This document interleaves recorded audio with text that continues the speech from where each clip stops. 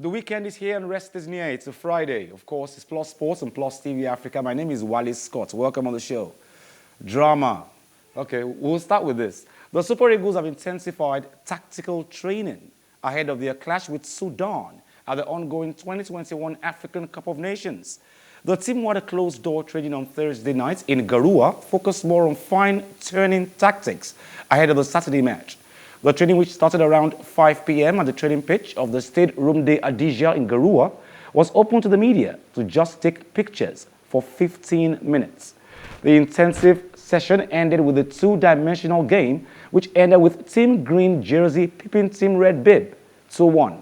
Super Eagles, who currently top Group D with 3 points, take on second-place Sudan, 1 point, on Saturday at the Stade Room de Adija in Garoua. The Eagles on Tuesday defeated seven-time champions Egypt 2-1, while Sudan played a barren draw with Guinea-Bissau. I've got Stanley Ikawu on the phone. Stanley, welcome on the show. Wale, good morning. It's a pleasure joining you guys again today. Good morning. Now, apart from the fact that Austin Eguavoin said the Super Eagles will take to wing play, will play from the wings now, and we saw it on Tuesday and it was fantastic. Now, they had a tactical session yesterday. They were training on how to turn quickly. That was their major reason. They were how to turn quickly. Eguavon says they were not turning quick enough. Well, first things first, Wale, let me say big congratulations to Nigeria. Big congratulations to us, sports journalists. Because we are always excited whenever we see how this play, and not only play, give us beautiful results, coupled with a beautiful display of football. Wale, having said that, for the first time in a long while, Nigeria is forward to try with football, and we walked around the streets of Lagos and Nigeria. The usual practices or whatever was not said. Now, having said that, also, Wale, I think let's not focus on into the game. Because it was the game against Egypt. Once we actually came to the fore, Augustin Eguavoen had played against the Egyptians several times. He has also coached in 2006 against the Egyptians. I have an ample idea of how the Egyptians play differently now because football has competed. Also, I feel we know how we had our football philosophy. We knew how we play football. As a player, at the end of the 96 Olympics, and also at the 1994 Nations Cup, we knew where we operated from the wing. I think that was what Eguavoen felt. Oh, let's deploy this tactic and see if it would work. And lo and behold, it paid dividends. And on the day where the players decided to give their 100% off, so every hand was on deck to ensure, because it's Egyptian, and we must not allow the receipt of what the North African side in Nigeria did work in the semi-final, repeat itself again. Everybody was cautious of just one thing, not losing possession of the ball, and which I think must be applauded. So Okay, going forward against that. Okay, you are saying that what we should be more conscious about is not losing the ball against the opponents. Well, if you never get 100%, you must understand that. That's what we must understand. You can never get 100%. As I said, there's always room for improvement. Some loopholes was spotted, I'm sure, by Augustin Eguavoen, which I think going forward would be corrected. So let's also throw everything behind the game against Sudan. Yes, going forward, I think the Sudanese game will give us a lot of pressure. But remember what the Sudanese did against Nigeria. There was a whole lot of effort. This is not for the fact that the team missed an opportunity to win. Nigeria would have continued to win up in the first half. But then, I think it's the first game, and you expect things like that in every first game of any major competition. Wale. Okay. Now, Vincent Abubakar and Carl Toku Ekambi scored twice as Cameroon became the first team to qualify for the last 16 of the 2021 African Cup of Nations after host thumped Ethiopia 4-1 in Group A. Now, Cameroon turned in a strong second-half performance and advanced to 6 points after also winning their opening game against Burkina Faso. But the triumph over Ethiopia at the Olembe Stadium was much more convincing and will come as a morale boost as they carry a major burden of expectation. The indomitable Lions have also qualified for the knockout stages, with a win guaranteeing them to be at least one of the best 4 third-place sides. But they can finish as group winners if they avoid defeat against Cape Verde on Monday. Now, Stanley, that was Cameroon against Ethiopia. Very convincing win by the host country. But let's look at officiating at this point. You saw what happened in that match where the referee actually stopped the match twice before 90 minutes. But the authorities say, listen, he had heat stroke. That was his problem. That's all they have to say. No punishment, nothing for the guy. Well, when you have two physical strikers in Cote and decent Abubakar, I don't think you should expect anything less. Anything less, I beg your pardon. This is the host nation. That's not to say the one of the champions of the competition. They are playing other teams, and you expect that when the fans will keep behind them, you expect them to always bring their A game because they are playing in front of their home fans. But then I think it's too early to call. Who are those in the group of the Cameroonians that you expect them not to win over? I think for the Cameroonians, they were home and dry even before the start of the competition because when you consider football, when you consider Burkina Faso, and for Ethiopia, I thought we only just came to explore some of the sights and sounds of Cameroon.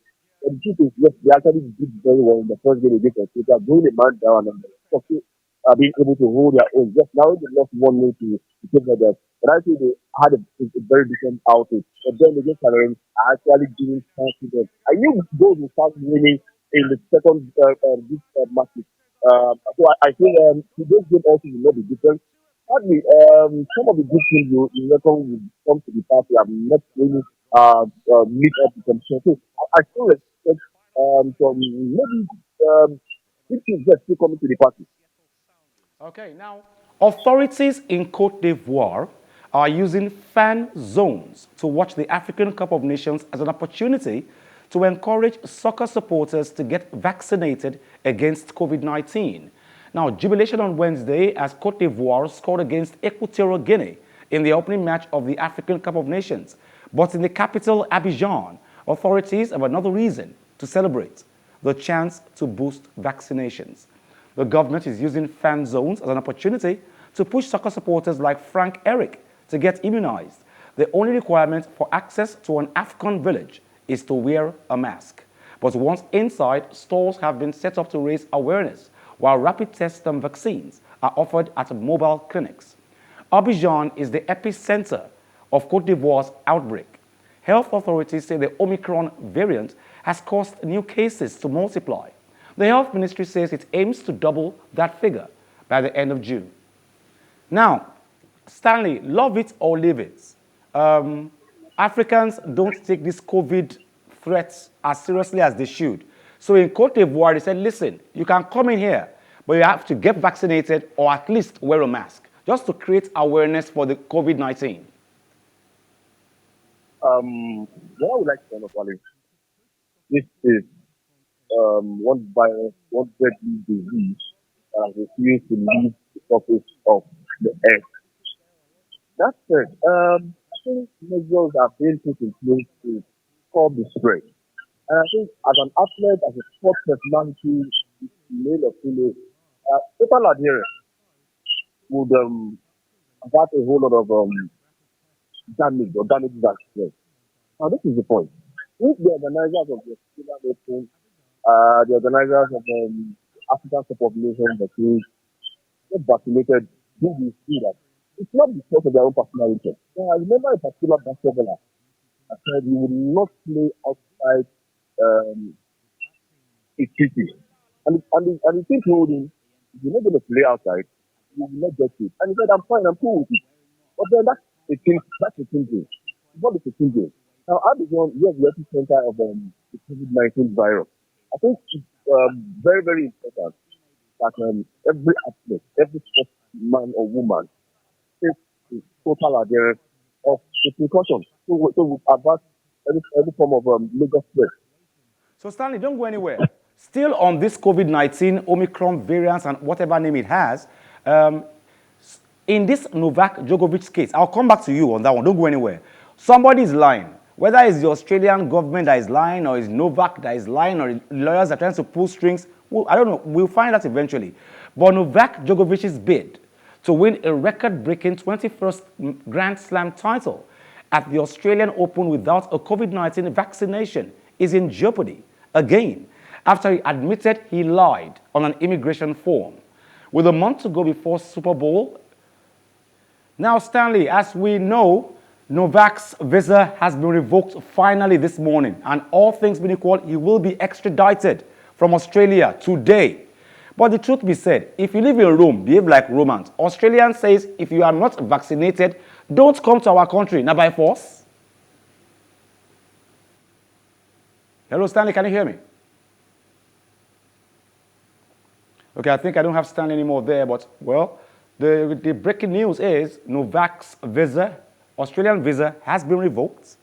And, of course, we hear that he will be extradited sometime today. It's been too much drama, but officially he has said, I lied in my immigration form. I lied. So that's part of the reason. But he actually won the first case, the first court case. And, well, for some reasons, he has lost again. And the court has said, listen, we are taking your visa from you. Please leave Australia unless you agree to be vaccinated. And Novak says no. Before I go on the show today, the NFL plans for the Super Bowl to be played in front of a full house. That's what officials said on Thursday, despite a surge across the U.S. in cases of the Omicron COVID-19 variant. The head of Los Angeles County Tourism, Adam Burke, said in a month, Super Bowl will be played in front of a packed stadium. Fans who come to the new Intensify stadium will be required to show proof of vaccination or a negative test. They also must wear masks when not eating or drinking. But officials made it clear there will be no capacity limit set in the over 70,000-seat venue. Katie Kinnan is the NFL Senior Director of the event operations.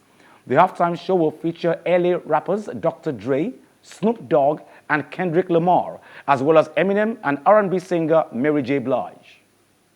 The weekend is here, rest is near. Thank you very much, Stanley Ikawu, for joining us today on the show. It's been Plus Sports and Plus TV Africa. Join us same time, same station on Monday. My name is Wally Scott. Like I always advise you at the end of every show, if not for anything, at least for your heart, do some sports.